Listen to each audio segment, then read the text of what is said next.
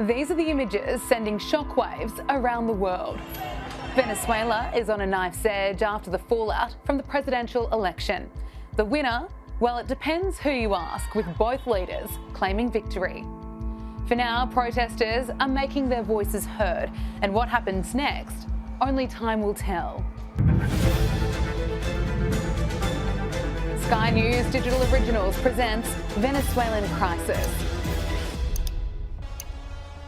The fallout from Venezuela's presidential election has been chaotic and confusing. You have the president claiming he won the election and the opposition leader claiming he won and alleging electoral fraud. Since the vote, the president has bowed to pressure and asked the Supreme Court to conduct an audit of the election.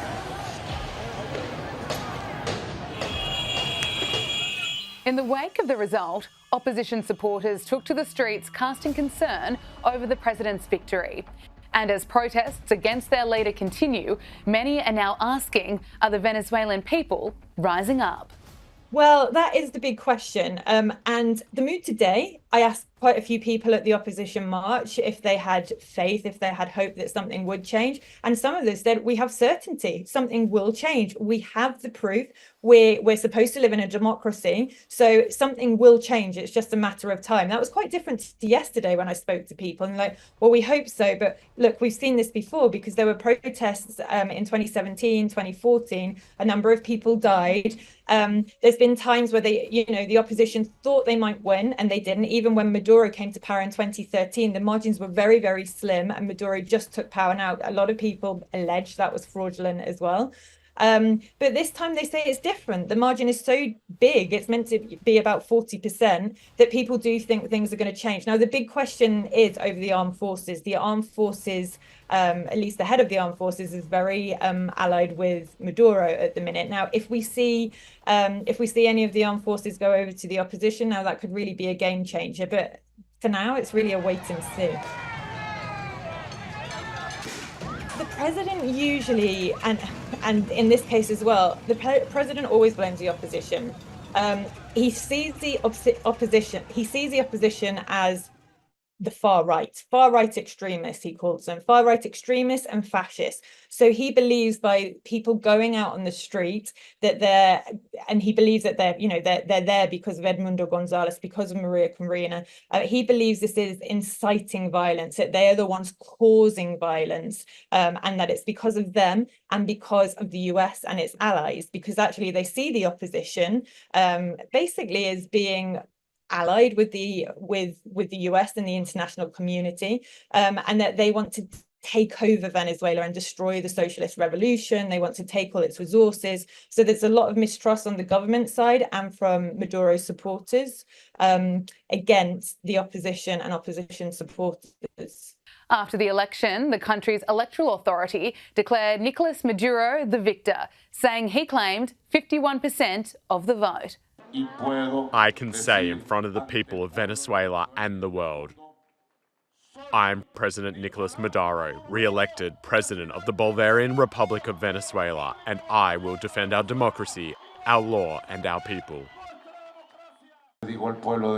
I tell you, people of Venezuela, they tried to stop the announcement. They tried to rob electoral centres. I didn't say anything. But in the past few days, we captured people in many states. They are convicted and have confessed who wanted to burn electoral centres. I've asked the General Attorney to have an iron hand with terrorists, with opposition protesters, with violent people. We will not allow them to create a spiral of violence. But conflicting reports have emerged out of Venezuela. The opposition has disputed the victory, claiming that challenger Edmundo Gonzalez secured a commanding 70% of the vote. Edmundo Gonzalez received 70% of the votes in this election, and Nicolás Maduro received 30% of the votes. This is the truth. And my dear Venezuelans, this is the Venezuelan election, with the largest margin of victory in history. Congratulations, Edmundo.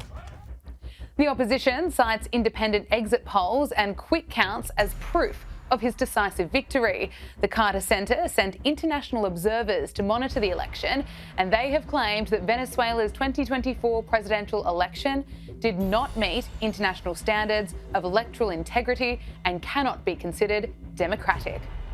As tensions escalate and accusations fly, the nation braces for what promises to be a turbulent aftermath to this fiercely contested election. Today, there's been two organised protests. There was one by Maria Corina Machado and also Edmundo Gonzalez. That was called as a part of a peaceful march where she was talking about the opposition having these, what they call actas, which are like these voting tallies, basically.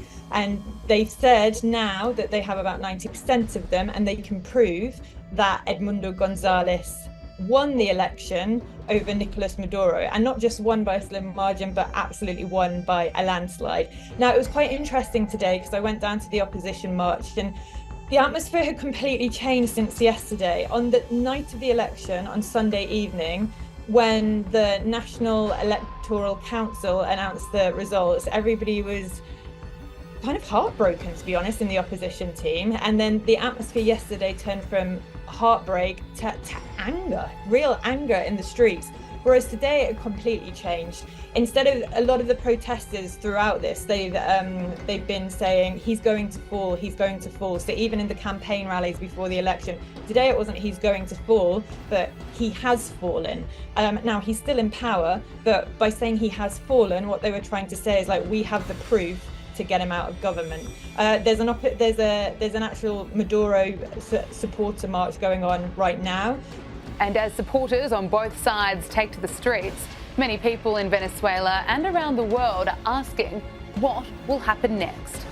Honestly, so many people are asking that, and they were asking it before the election when they thought this might be a likely scenario, and they're still asking it now.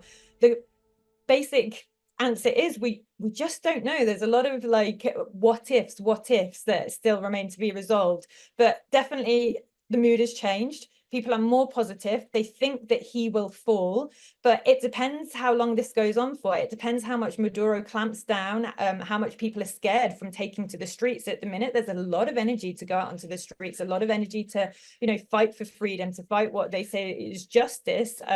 If it's proved that he has presided over a fraudulent election, but we just have to see what the armed forces do, what Maria Corina Machado and Edmundo Gonzalez say next as well, and how the population respond to that. So, who is President Nicolás Maduro?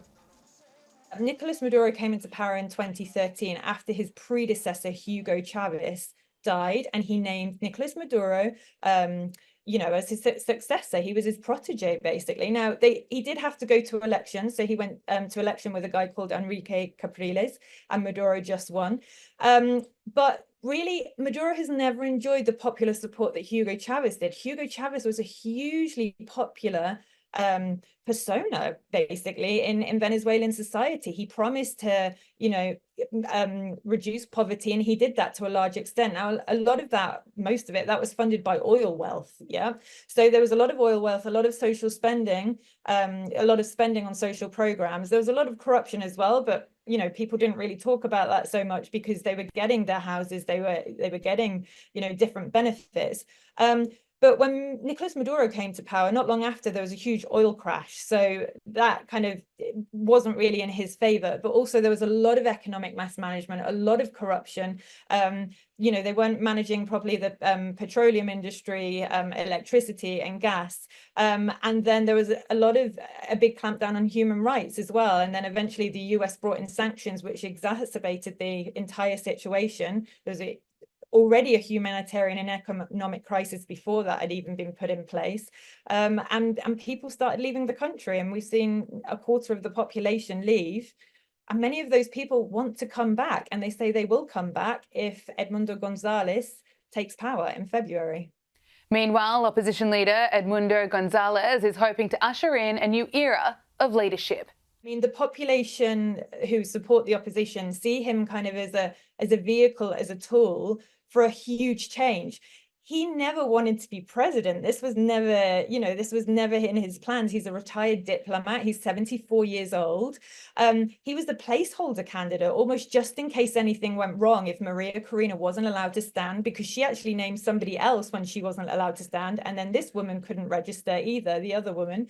So then it fell upon Edmundo Gonzalez to actually, stand in the presidential election. So people who support the opposition see that he's made a huge sacrifice, and they see him as a bit of a grandpa figure in a way. Maria Corina Machado has been doing a lot of the campaign. She has really, really been the face of the campaign. He has joined her on some of the marches in the lead up to the election, especially in the last couple of weeks.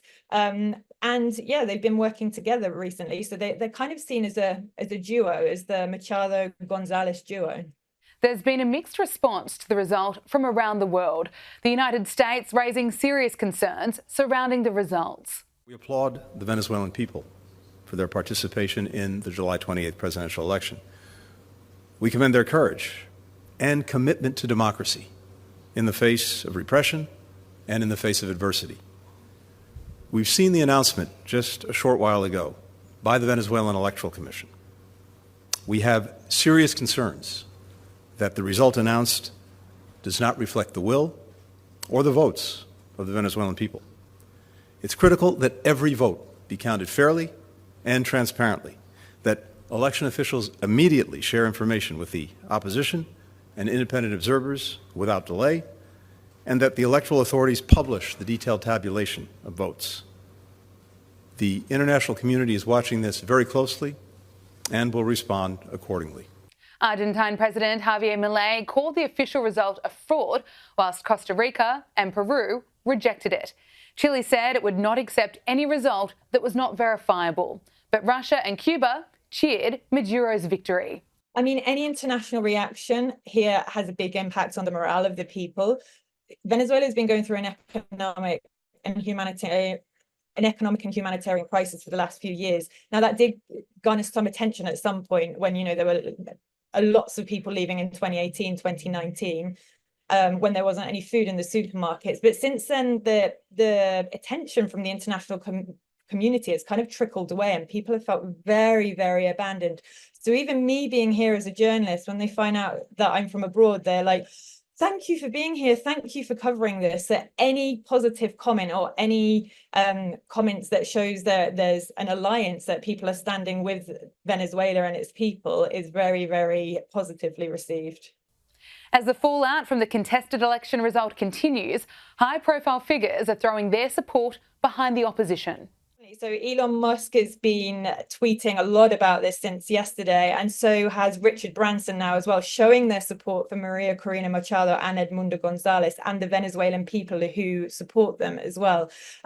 This is kind of positive in one sense, that the opposition supporters like this. They like the international attention. They like having someone with a huge platform that's actually backing them. But it also plays into the hands of Maduro as well, because he's heavily criticized Elon Musk for doing this, and his whole narrative is around these imperialists, these Americans, these Europeans that want to come here and help the far right extreme government, and they want to take all our resources and they want to take over the country. So in one sense it's very positive for the opposition, but in one sense it's also very positive and plays into the hands of the government and government supporters as well.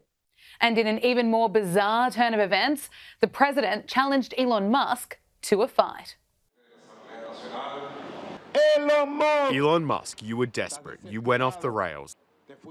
Elon Musk, control yourself, or you will fail just like this right-wing-led all-American politicians to fail. Elon Musk, whoever messes with me dries up. Whoever messes with Venezuela dries up. Elon Musk, you want to fight? Let's have it. Elon Musk, I am ready. I am son of Bolivar and Chavez. I'm not afraid of you, Elon Musk. Let's go at it wherever you want. As we say in Caracas in the neighborhoods, if you want it, I want it. Elon Musk, just say where. Venezuela must be respected. We do not accept interventionism from anyone.